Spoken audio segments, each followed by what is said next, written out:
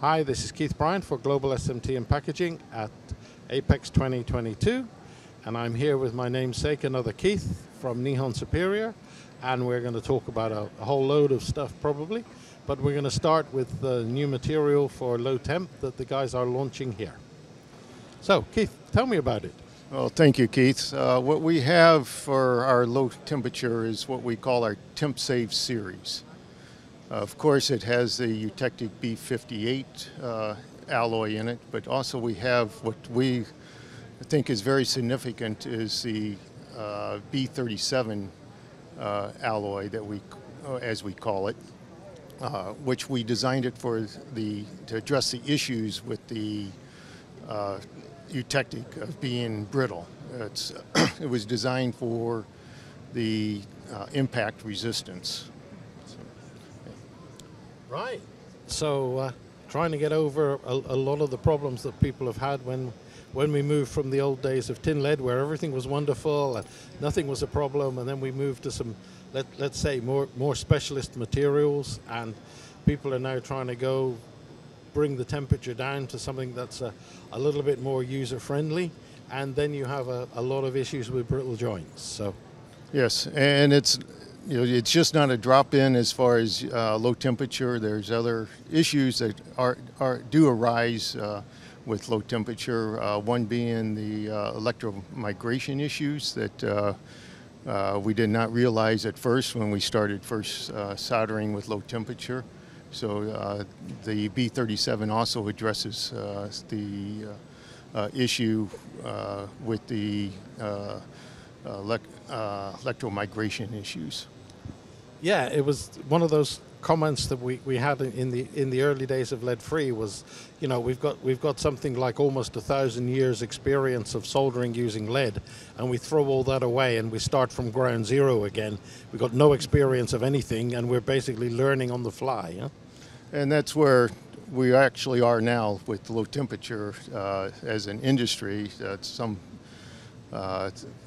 A lot of good work has been done in the industry, but we still don't know all the answers yet.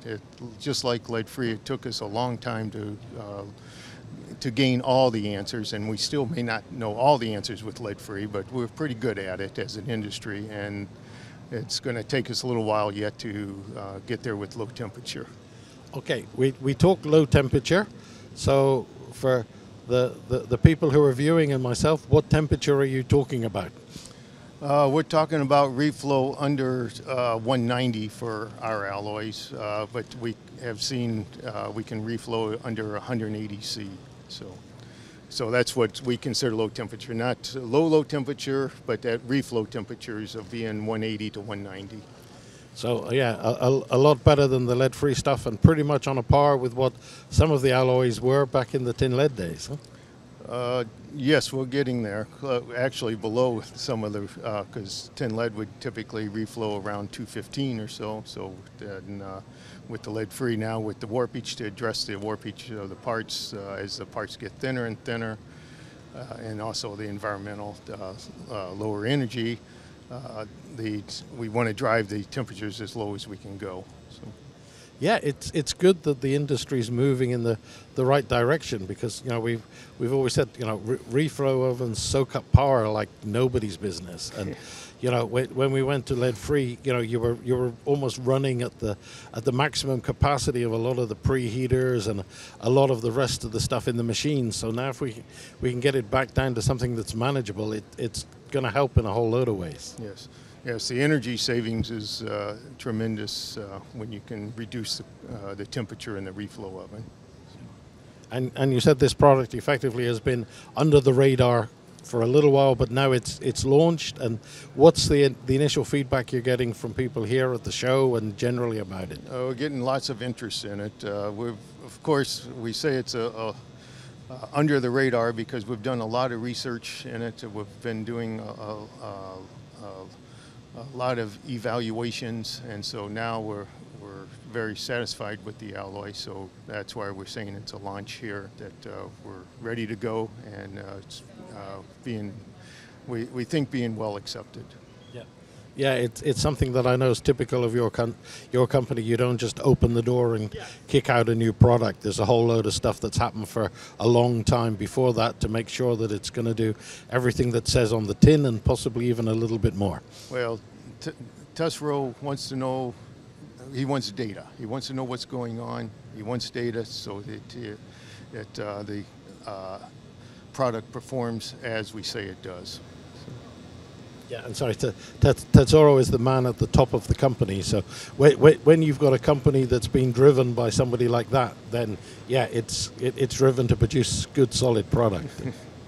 He spends a lot of time in R&D. So. Yeah, and that's also something that becomes more and more unique in our industry is people at the top that are very connected to not only the product but what's going to be happening with the products in the future.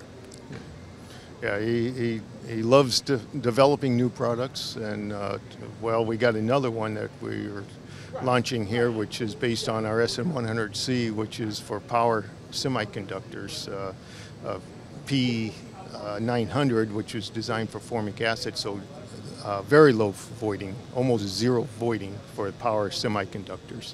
Really? So. And I'm just going to say really and let you talk some more because you know, voiding is an issue for all of those kind of things at the moment. And when you talk power, you're talking about, for anybody that's not that aware, you're talking about heat transfer from the component into a heat sink or something. And if you've got 20% voiding, you've got 20% less heat that's being moved, and all of that problem is in one place, and you're going to get dies that break and all sorts of stuff. So when you can sit here and say, yeah, we got something that's almost no voiding, then pretty much that's a game changer for all the power stuff and electric vehicles and all the other things and IGBTs and a whole load of other stuff. So Keith, tell me more. Well, that's where TempSafe saw the need was for the power semiconductors on the electric vehicles. That's he's very keen on that, and that's where we're seeing voiding on some of the existing alloys and fluxes paste.